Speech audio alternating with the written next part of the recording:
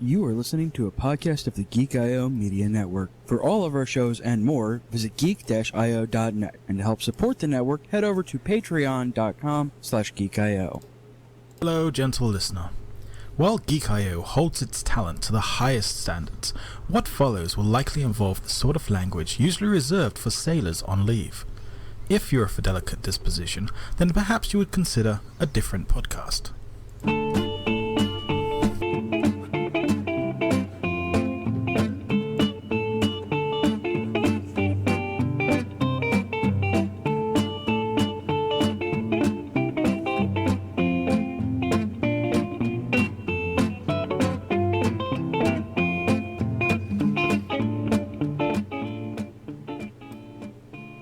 We will continue to manage complex e-solutions for today's bottom line focused information workers.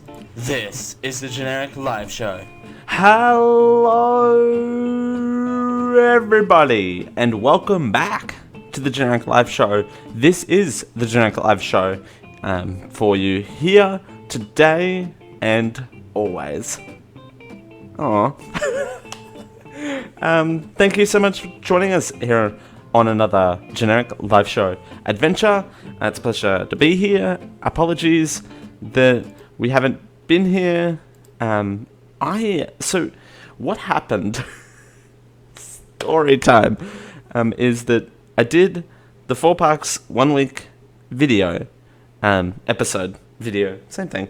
And then what happened was that something we like to call here, and I'll probably explain this in another episode somewhere, is we had something called the CP gap, which meant a bunch of the college program participants here at Disney, their program ended, which meant that a bunch of us who were left got scheduled crazy hours to cover the gap, which meant that I couldn't do GLS for about a week and a half, 2 weeks, because I was just doing nothing but working. And then I came down with fucking some sort of weird mixture of like the flu and a fever and like fucking Bora Bora disease. The Bora Bora disease, which, knowing the content of this episode, no, I'm just kidding, but the show, the Generic Live Show, we are ground zero for the Bora Bora disease. Whatever. Does anyone know what the Bora Bora disease actually is? Is that a thing? Please tell me that's not a thing. We can ask our friend, Kursum Suri. Let's ask and see if the Bora Bora disease is a thing. Hey Suri, what is the Bora Bora disease? Okay, I found this on the web for what is the Bora Bora disease. Check it out. That's not what the Bora Bora Bora Bora. And then I'm still coming on the back end of what I'm lovingly calling the Bora Bora disease, which is like, it was literally like I had a sore throat, I had the cold, but then I was running a fever of like 105, but was still working, so I didn't have a chance to like properly sit down and record. But we're here now. That's what matters. We are back, baby, and we are back with probably one of the most spiciest episodes ever.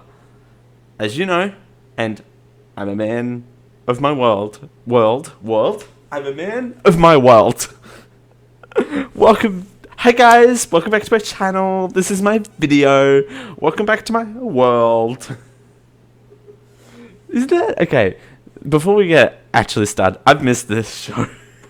I haven't had a place to like put these ramblings, but is like someone's YouTube channel is a good like analogy for that being their world. food for thought. But I promised a couple of months ago, you'll know this, that Australia had a federal election. And we're here today to tell you that the coalition to form a majority government as Labor looks for new leadership. We have the results on screen right now. The Liberal National Party won 77, while the Australian Labor Party trailed by 9 seats. They lost by 9 seats, and 6 went independent, including, and this is tea right here, including Tony Abbott's home district, where he has remained in power for the last 15 years. So, this election is no joke. It was very turbulent for a lot of people, and we will get to a lot of that. Some of that today, some of that a little bit later on. We've got clips, we've got news, we've got lots of things to unpack here on the Generic Live Show for you today. So, a quick overview of everything. Scott Morrison leads coalition to a shock election victory. In saying that, because a lot of the opinion polls had him trailing. Admittedly, trailing 51 to 49 Labor, but a lot of Queensland seats swung to the Liberal National Party. And quick little, full screen on me. Quick little notice. When I say Liberal National Party, I mean the right hand side of the political spectrum. And then when I talk about Labor Party, I mean the left-hand side of the political spectrum. So that sort of perspective as well, if you want to do the traditional left-right type thing. And then we've also got to talk about the Greens sort of pick up as well. But yes, as we go back to there we go. Excuse me. The Prime Minister hails a miracle win as Bill Shorten says he will step down as Labor leader. Scott Morrison has defined years of opinion polls and public expectation to lead coalition to a shock election victory. Quote, "I've always believed in miracles," the Prime Minister declared as he claimed victory. "I'm standing with the 3 biggest miracles of my life here tonight, and tonight we have been delivered with another one." He paid tribute to the quiet Australians who have won a great victory tonight. Man. So that was in Scott Morrison. Actually, we have that here somewhere. Is it this one? There we go. We have part of Scott Morrison's victory speech that we play for you now. Look at us producing. We love this. Can I just start by saying, as you know, a little while ago, Mr. Shorten contacted me, and I thank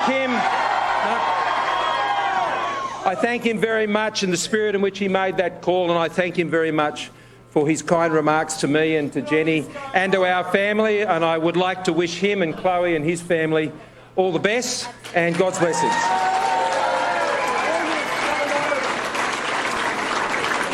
I have always believed in miracles.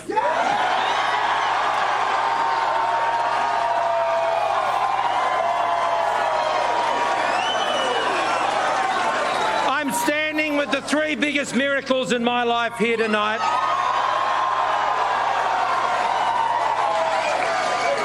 And tonight we've been delivered another one.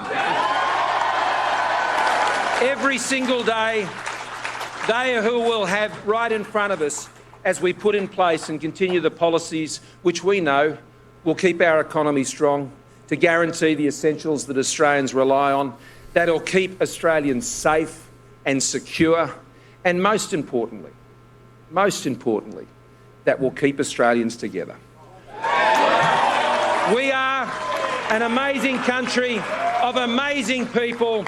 God bless Australia. That was Australian Prime Minister Scott Morrison as he declared victory in the 2019 Australian federal election. Let's hear from the other side now. Bill Shorten, as he succeeds and not respectively steps down, concedes. That's what I was thinking of.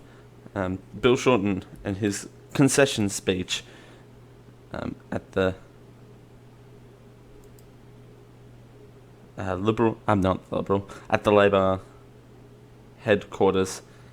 If it's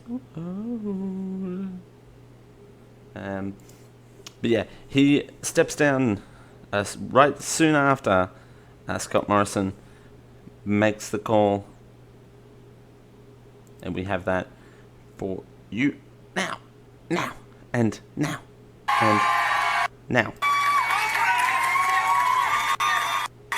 Friends, no.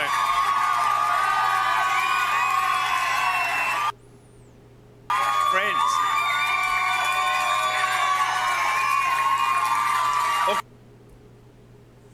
Whoop. Okay.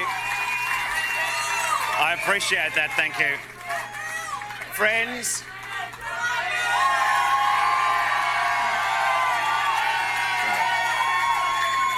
Okay. I'm really grateful for that, but I was going to say, but in the light of your reaction, I'm not sure it's quite as apt, but I want to say beyond this room to Australians who supported Labor, I know that you're all hurting, and I am too. And without wanting to hold out any false hope,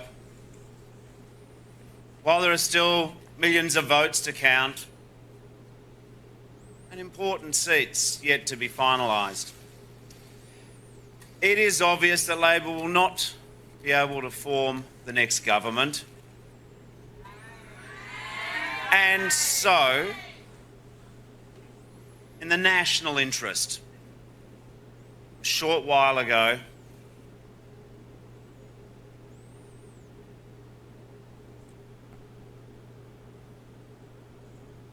Oop. A short while ago. ... Sorry, we have technical difficulties getting that line through. Did not want to click that. We are going to get that speech back up for you to have, but basically, Bill Shorten steps down as head of the Labor Party, and that sent like shockwaves through the world. And it's not uncommon for party leaders to step down right after an election, but while the election is still being counted and technically no one's formed a winner, it's very unheard of, particularly in Australian politics, to have a leader. We got that cut back. friends, no. Friends. Okay. I appreciate that, thank you. Friends.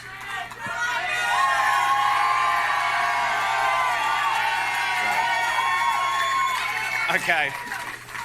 I'm really grateful for that, but I was going to say, but in the light of your reaction, I'm not sure it's quite as apt, but I want to say beyond this room to Australians who supported Labor,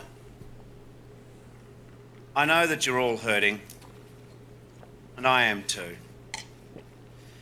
And without wanting to hold out any false hope, while there are still millions of votes to count and important seats yet to be finalised, it is obvious that Labor will not be able to form the next government. And so, in the national interest, a short while ago, I called Scott Morrison to congratulate him. And I wish Jenny and their daughters all the very best. And above all, I wish Scott Morrison good fortune and good courage in the service of our great nation. The national interest required no less. This has been a tough campaign, toxic at times. But now that the contest is over, all of us have a responsibility to respect the result, respect the wishes of the Australian people, and to bring our nation together. Yes, so that was former head of the Labor Party, Bill Shorten there. It's a lot. I think I have never heard of... Yeah, I've heard of people stepping down once the sort of election has finalised and they've been sworn in power, and then the opposition be like, yes, we're moving forward by... we know that 2 election cycles with this same candidate hasn't worked, then we're going to move on from there. But not on election night in recent memory, to my knowledge, has an Australian Prime Minister candidate stepped down, or head of a party stepped down.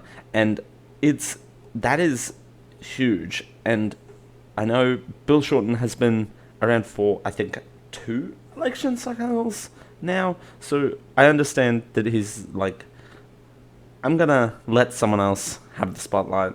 I'm going to step down. I wish them all the best and stuff like that. To appreciate as well, I want to make this side note before we continue. I want to appreciate the very civilness of these speeches. And I know sometimes these speeches aren't that civilized. So I want to take time to applaud both sides for making them as civil as possible. So let's move on to some of the surprises and stuff like that. Some of the shock moments. Apart from, of course, Bill Shorten stepping down as head of the Labor Party, 12 months, the opinion polls predicted a Labor victory, and even senior Liberal strategists were not brave enough to predict a coalition victory. Bookmakers had already paid out millions of dollars, confident that a Labor government would be elected comfortably. As of 9:30 p.m, Labor failed to win a single seat north of the Brisbane River in Queensland. Let that sink in. Labor did not win a single seat in Queensland outside of the Brisbane River. I want to click on this and see if this will take us to a link that's worth sharing. But again, so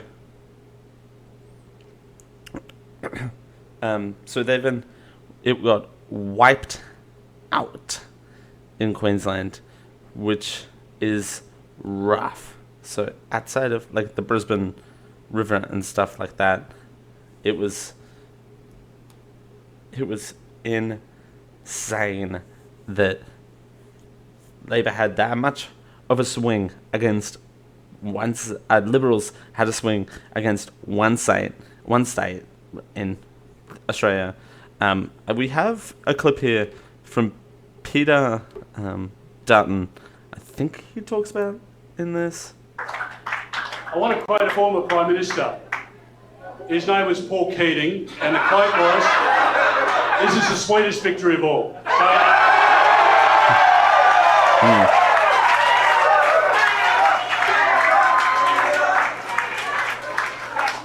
I want to acknowledge some amazing people who are here tonight. In Dickson, we've been a marginal seat since 2001. Cheryl Curnow only held the seat for one term, Michael Lavarch for one term, and Tony Smith for the Liberal Party for one term.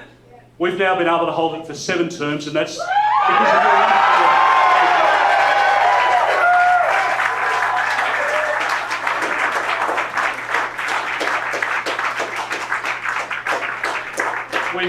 We have an amazing team on the ground. Many of you are here tonight. People are still pre-polling and people are still involved in the scrutineering process, which will go on for some time. But there is an amazing mood across Queensland and across the country in support of the Prime Minister.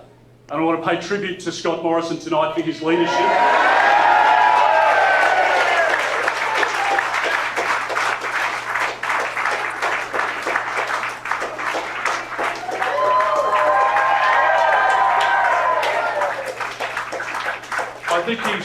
I think he's provided amazing leadership. He's distilled our message down to one which the Australian people understand. He's been able to campaign in marginal seats. He's been able to put pressure on Bill Shorten, which is what Bill Shorten deserved. He needed to be called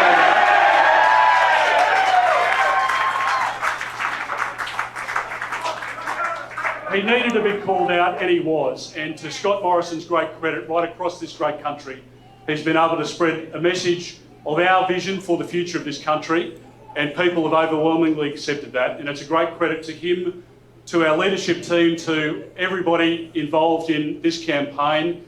It has been a great opportunity for us to meet many people in our own seat of Dickson here over the course of the last few weeks. And I have an amazing staff. It's really incredible.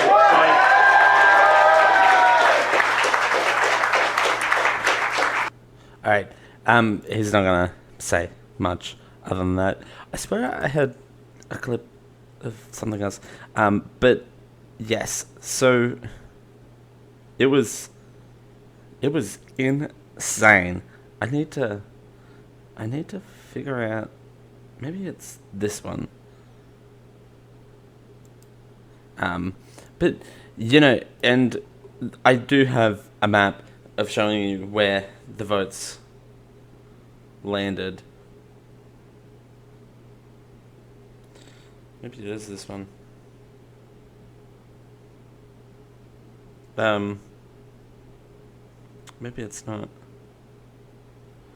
Anyway, in any event, so yes, Queensland swung to the other side, which really helped a lot, and I don't think that many people were aware that that was going to be the case, and that's something that you cannot predict. Actually, I have it right here.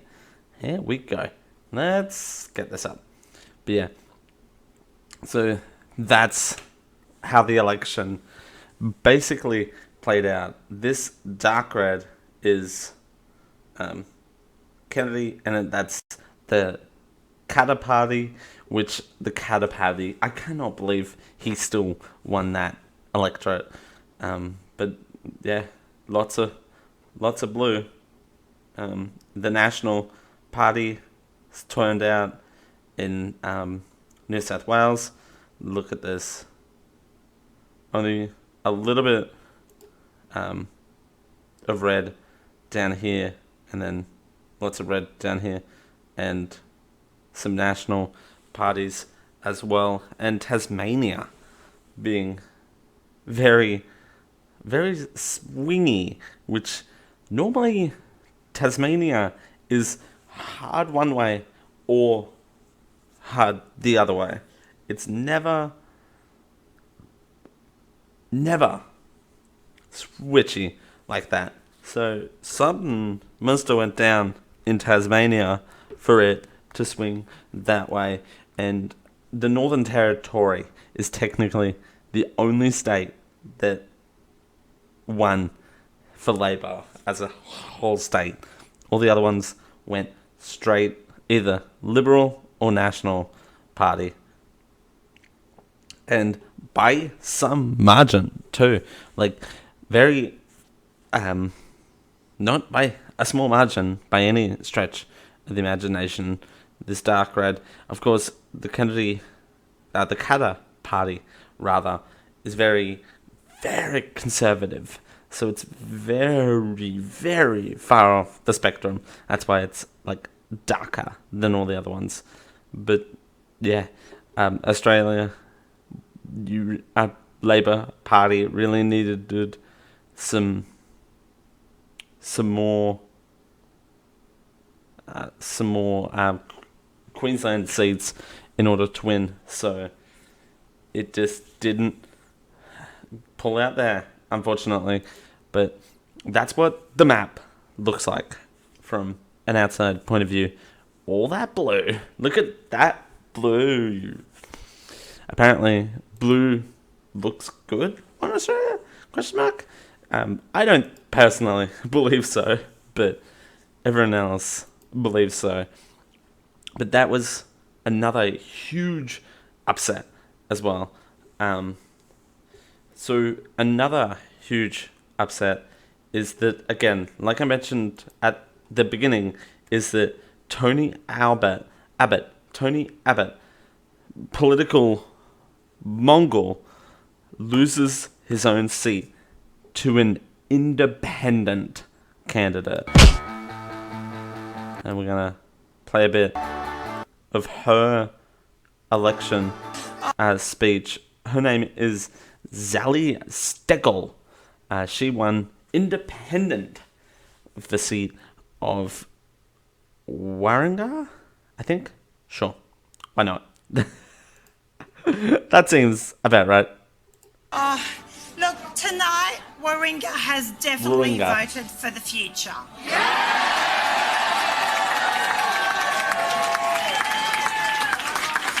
And you all show that when communities want change, they make it happen.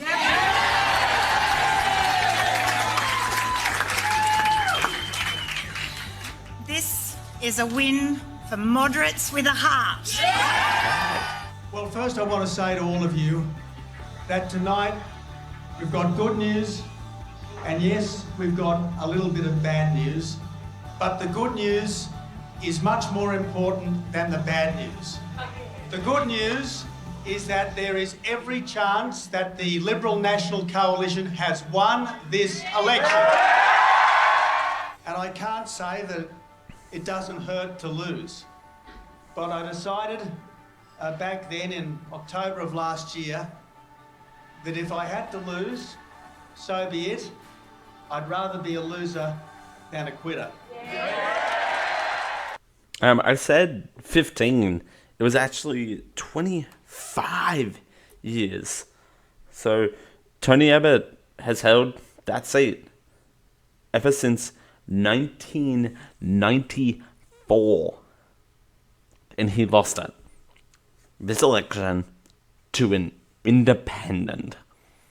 So this is Australia's getting spicy.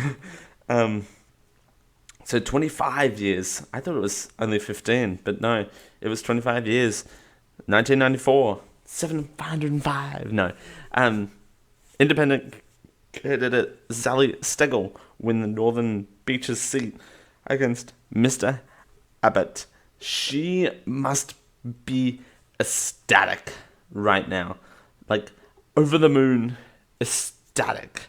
Like, could not be happier. And me personally, as a person who believes in female politicians, I could not be more happy for her as well. Like, she deserves this. And she has apparently been working more so behind the scenes than in front of the camera and stuff. Like, this is the first time she has officially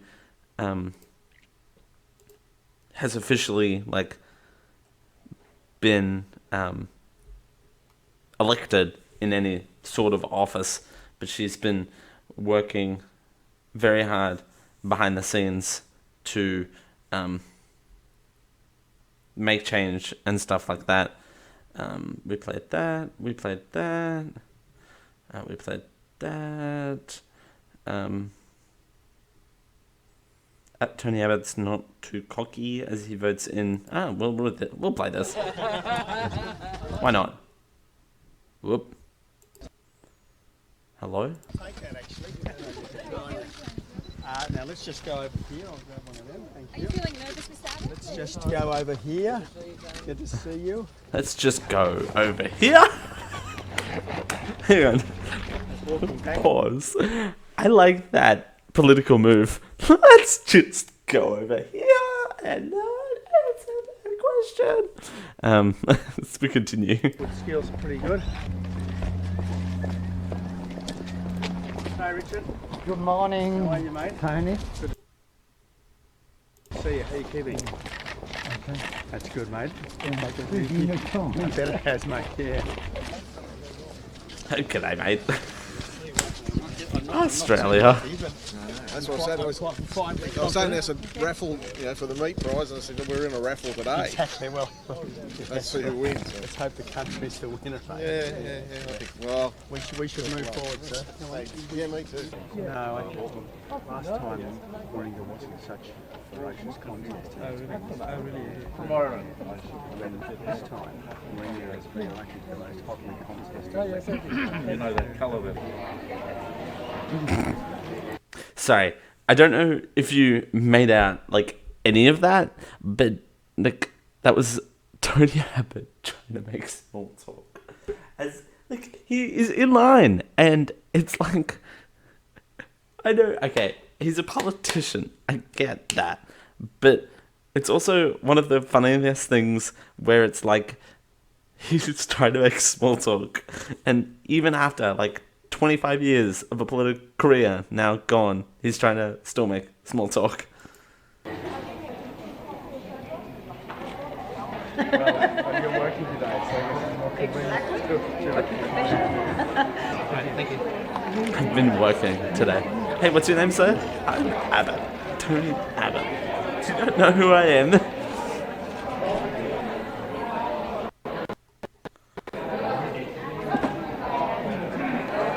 Do you not know who I am?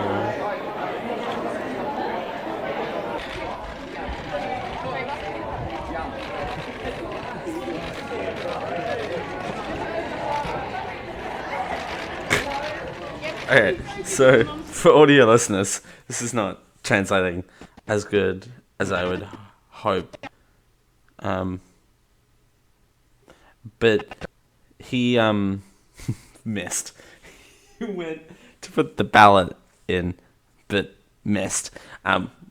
So Scott Morrison, day of the election, also said this. We have day election stuff. We're just going to play a bunch of audio. We're going to throw a bunch of audio at you. This is what Scott Morrison said day of the election. There was some confusion with the audio this morning, I believe, so I'm hoping you can clarify something for us. Do you intend to stay on as Liberal leader should you fall short this evening? As I've said when this question has been put to me on numerous times, this election is not about my future. It's about your future. It's about the people of Australia's future. It's about their aspirations, their ambitions. It's not about my aspirations or Bill Shorten's ambition. It's about the Australian people's aspirations. And that's what I've been focused on, and that's what I'll continue to be focused on. Prime Minister, we got a bunch of follow-up questions. Please answer.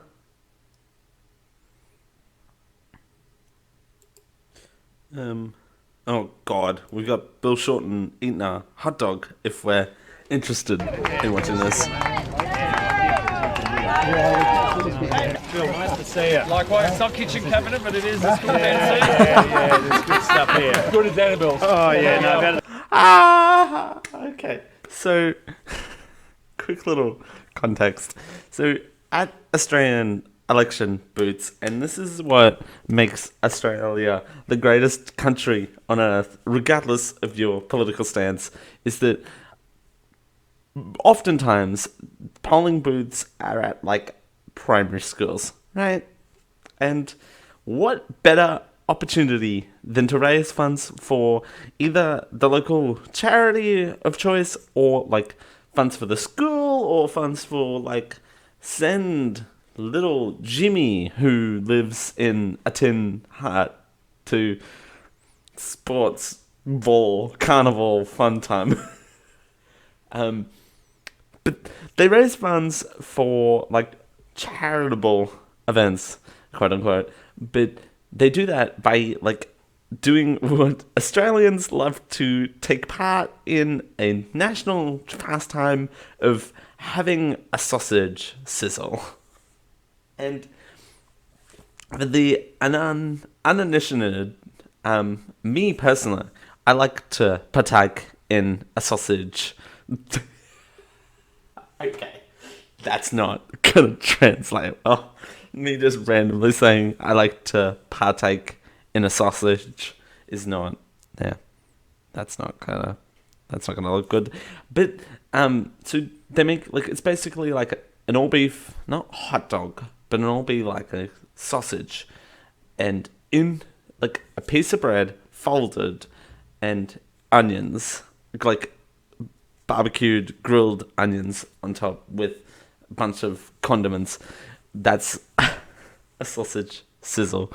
But they do that at the schools and stuff like that as well, and to raise money. And Bill Shorten went to polling booths to have a sausage, partake in the sausage sizzle, and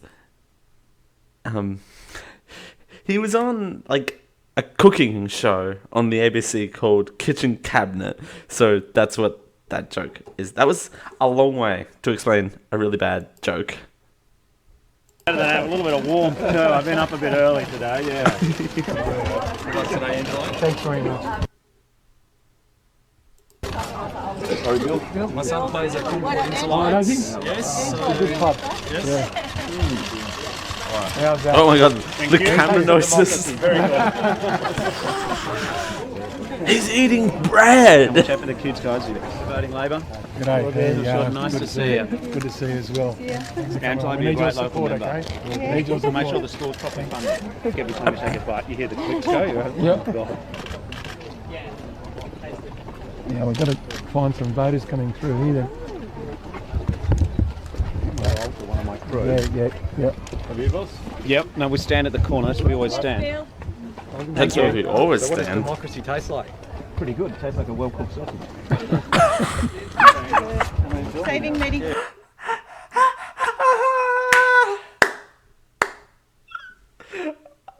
God, I miss Australia so much. What does democracy sound like? What does democracy taste like? It tastes like a very well cooked sausage. I love Australia. Just saying. That is the top Australian moment ever. I was gonna call this the Australian federal election special, but now I might just call it what does democracy taste like? A grilled sausage. That's a good show title right there. But so what's the fallout from all of this? That's the biggest point, and we'll be right back on that point. So what is the first point of contact for Scott Morrison as Prime Minister? We're going to take a quick break for podcast listeners, and then we'll be right back after these messages with what's the first plan for Mr. Scott Morrison as Prime Minister. We'll be right back after these messages. Stay tuned.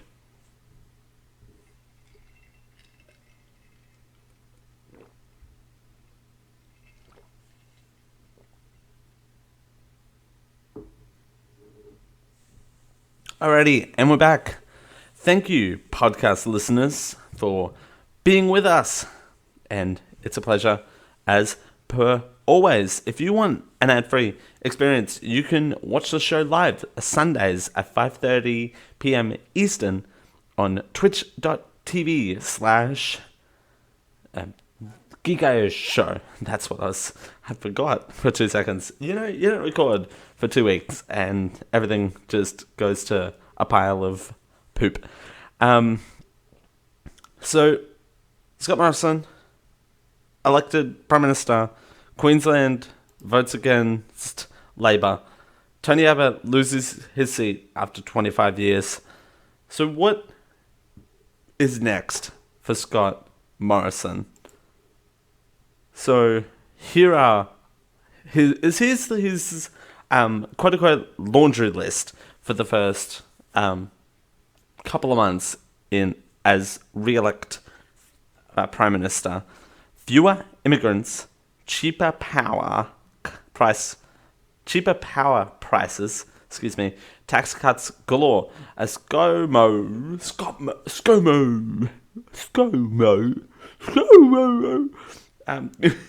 it's back to work with his shock election victory. What does his shock Take 4. What does his shock election victory mean for you? And could there be big consequences for the housing market? A chuffed Scott Morrison showed his number 1 as he headed back to work on Sunday morning.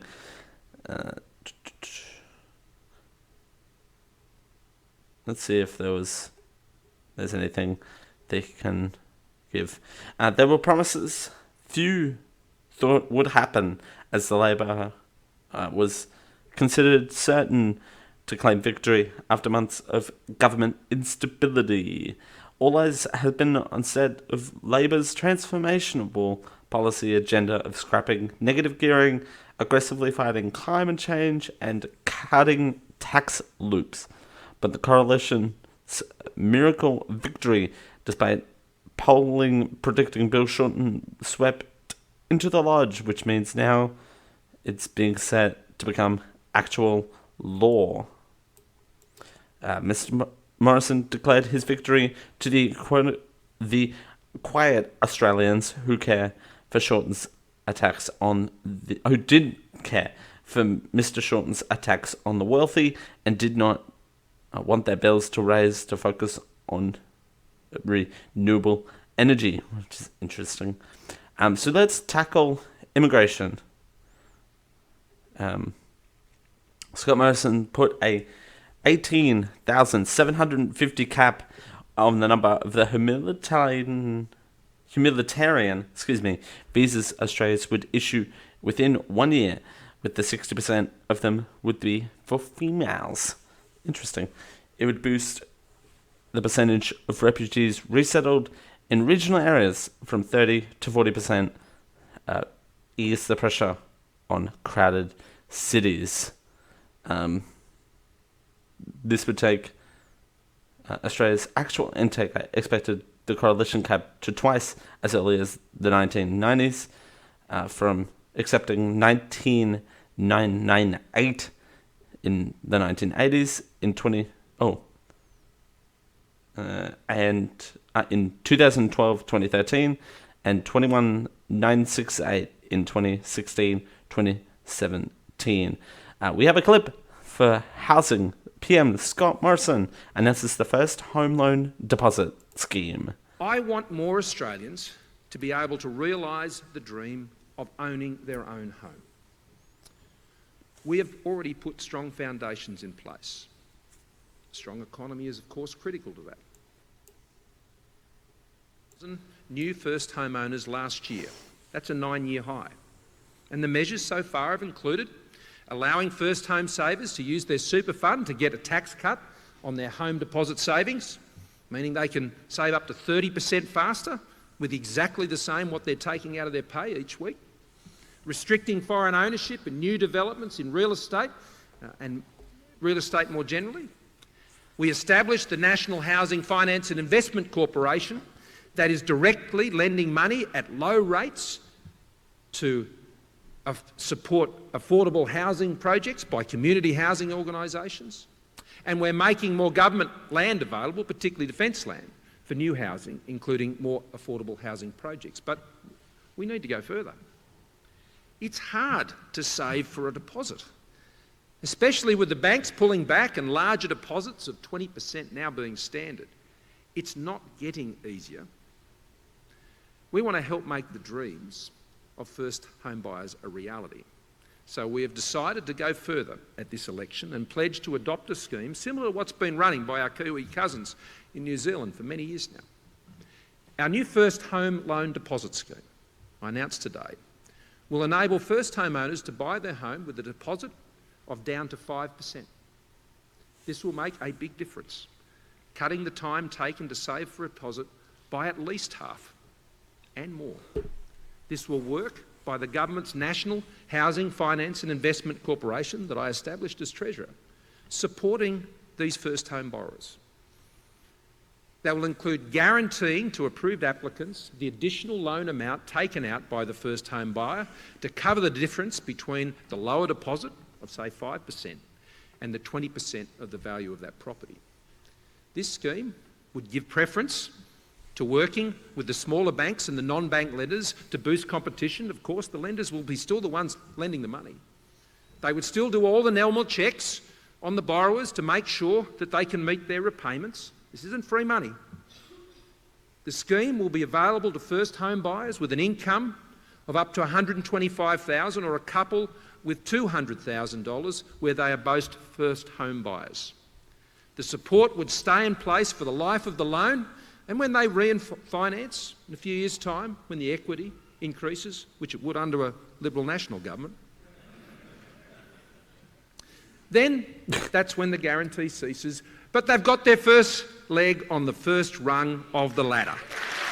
That is huge. Prime Minister Scott Morrison announcing a first home loan deposit scheme.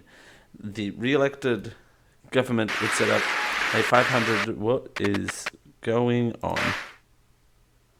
For those who are trying to save to buy their... Hey, let's not do that to ourselves today. Excuse me. Taxpayers would stump the cost of a home loan deposit with property, first timers only needing 5% to get a mortgage instead of the usual 20%. So we would get the 4, I guess. It would be available for single people earning less than $125,000 or a couple earning combined salary of $200,000 a year.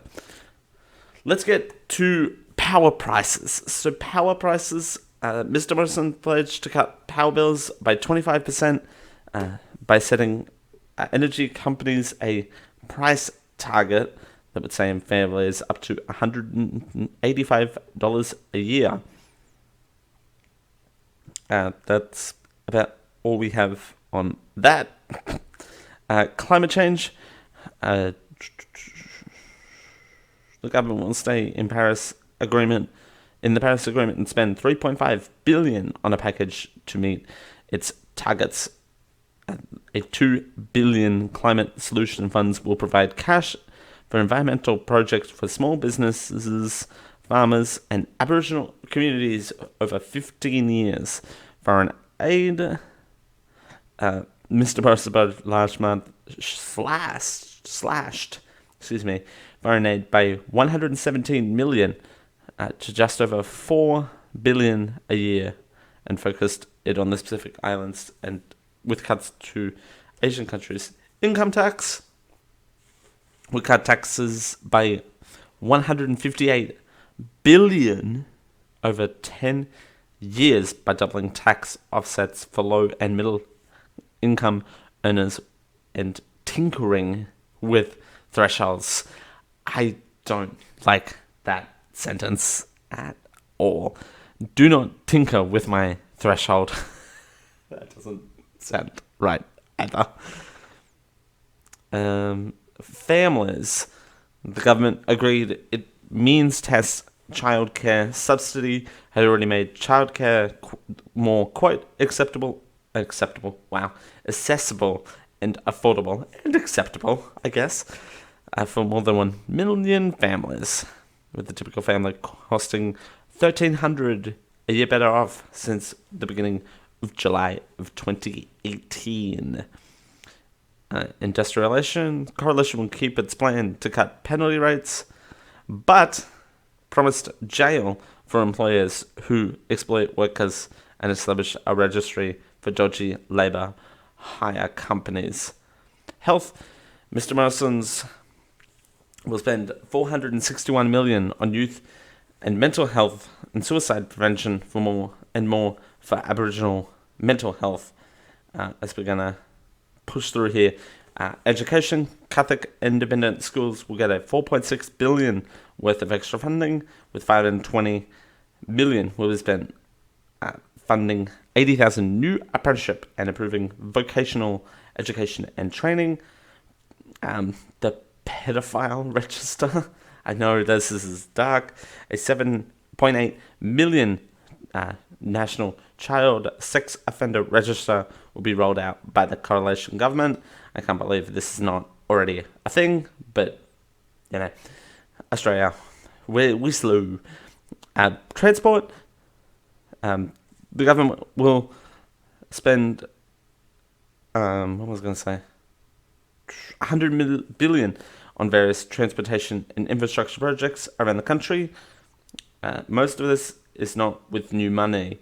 Labor promised a $1 billion high-speed rail line that will run from Brisbane to Melbourne via Sydney and Canberra, with the Brisbane to Sydney travel time being just 2.5 hours. This is not going to happen. And the Australia Republic.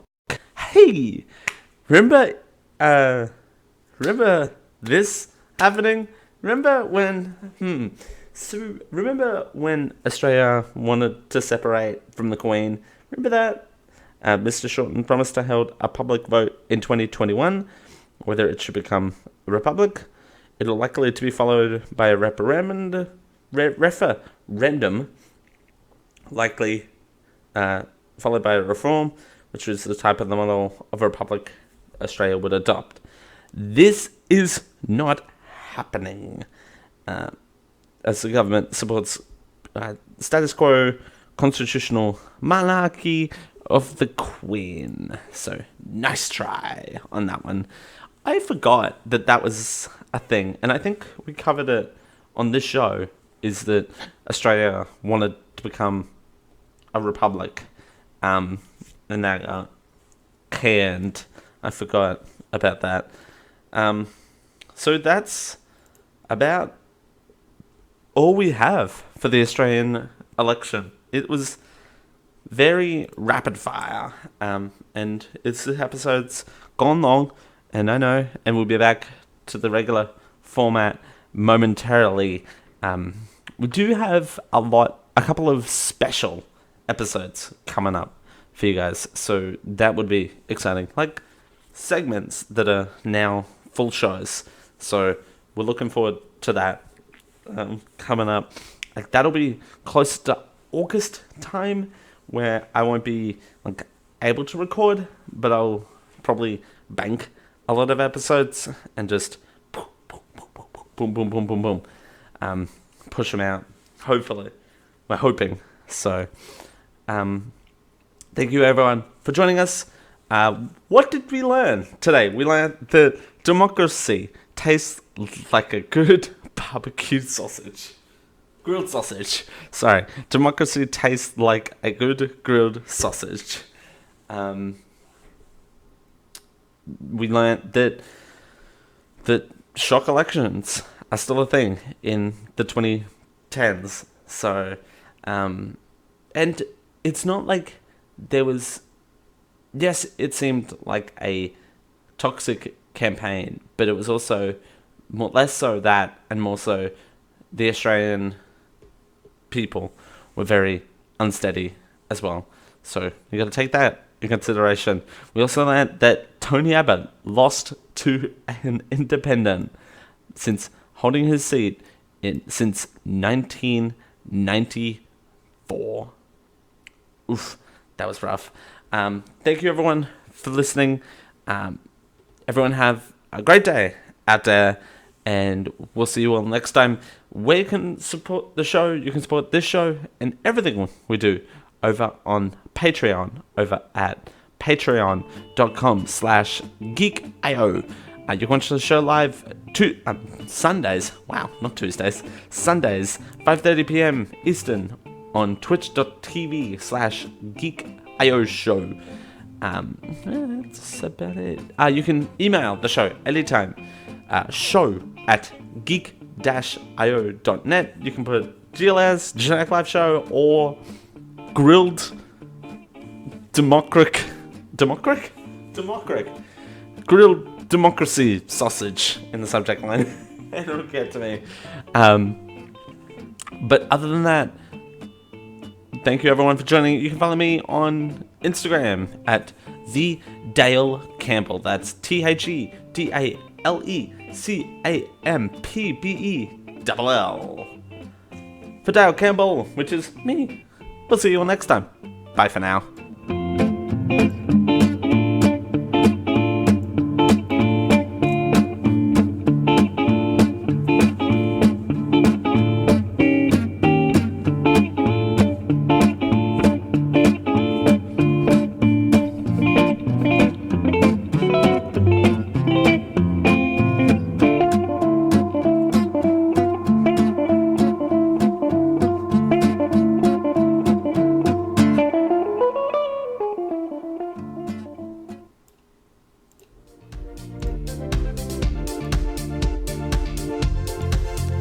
Listening to a Geek.io Media Network LLC production.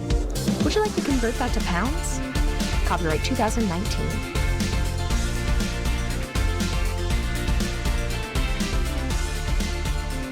Diamond Club hopes you have enjoyed this program.